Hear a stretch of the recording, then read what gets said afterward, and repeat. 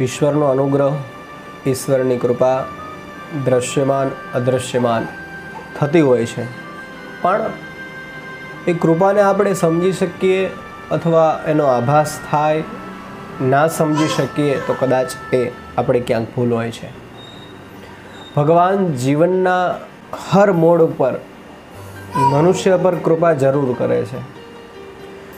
મનુષ્યની અંદર રહેલી સ્થિરતા, મનુષ્યની અંદર રહેલું ધૈર્ય એ ઈશ્વરની કૃપા કરવાનું એક પગથિયું છે. ગોવર્ધન નામનો એક ગ્વાળ છે, ગોવાળિયો છે, આગળ પાછળ કોઈ છે નહીં, ગામની ગાયો ચરાવી પોતાનું ગુજરાન ચલાવે છે. એક દિવસ એવું બન્યું કે કોઈ ઉંમરલાયક સ્ત્રી છે, પોતાની કાકી કહેતો,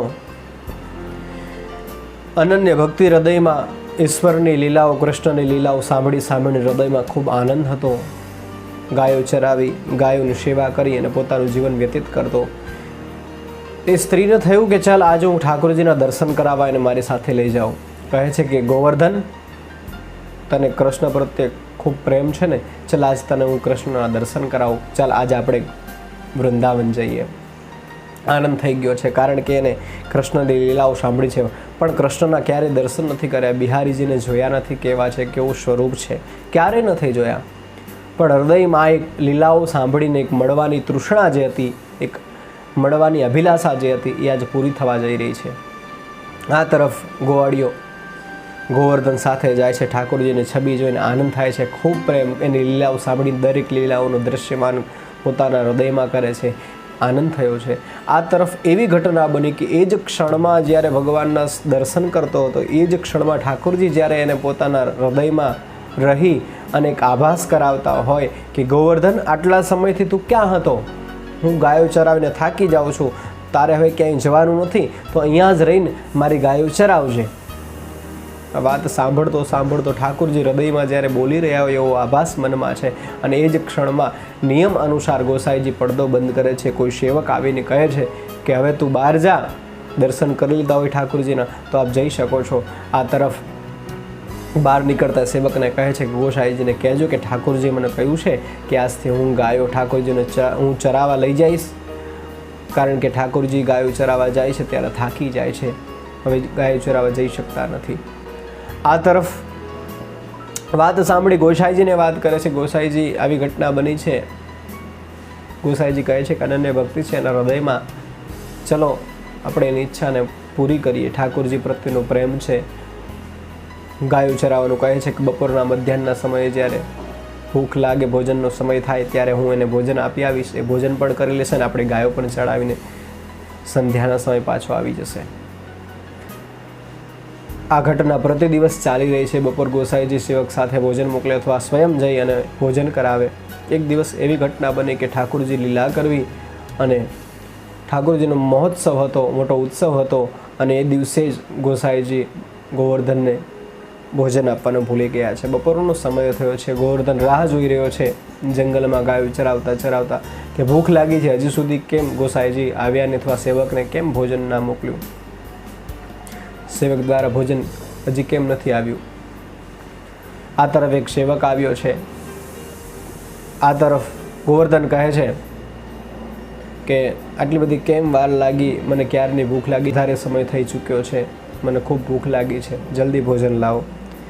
ભોજન આપી અને સેવક ચાલી નીકળો. રસ્તામાં એ ચાલતા ચાલતા ઉતાવળમાં એનો દુપટ્ટો નીચે પડી ગયો છે. ગોવર્ધન લખ્યું છે કે આ સેવક ઉતાવળમાં ભૂલી ગયા છે.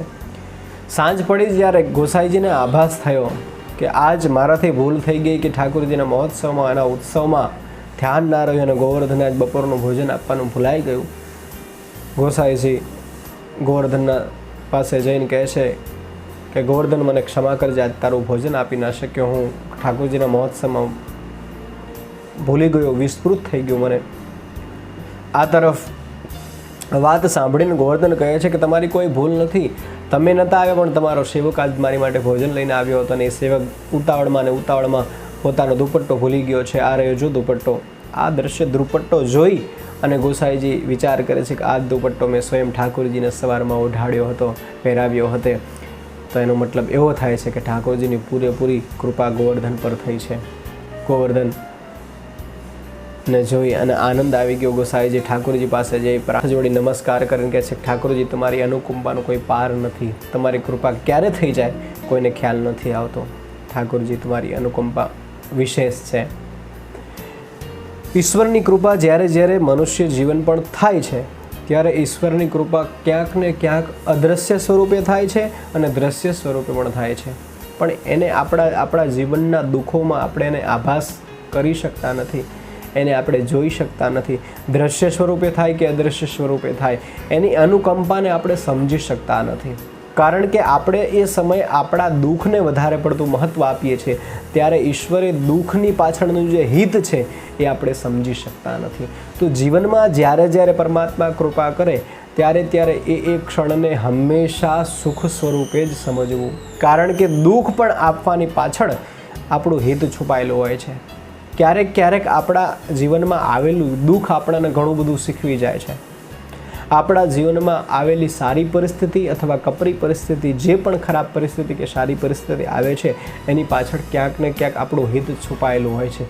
પણ એ નિશ્ચિત એવું નક્કી નથી કે એ જ સમયે કદાચ થોડીક ક્ષણ પછી, થોડાક સમય પછી, થોડાક દિવસો પછી આપણે એની અનુકંપા અથવા એની કૃપા જે છે એ આપેલું દુઃખ છે એની પાછળનું હિત આપણાને તરત સમજાતું નથી. ઘણીવાર તરત સમજાઈ જાય છે અને ઘણીવાર અમુક સમય જાય પછી એની અનુકંપા અને એની કૃપા આપણને સમજાય છે. માટે ઈશ્વરની કૃપાને ક્યારે પણ નાની ના ગણવી જોઈએ.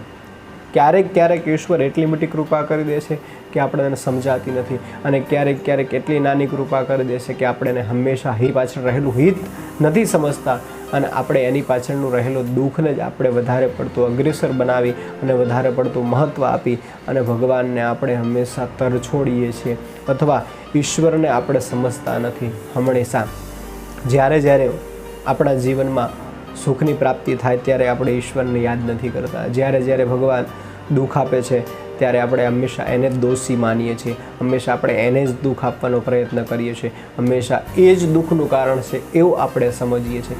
માટે હંમેશા જ્યારે ભગવાન કૃપા કરે છે તો એની પાછળનું રહેલું હિત જે છે એ સમજાય તો ચોક્કસ મને તમને ઈશ્વરની કૃપા જરૂર સમજાય છે.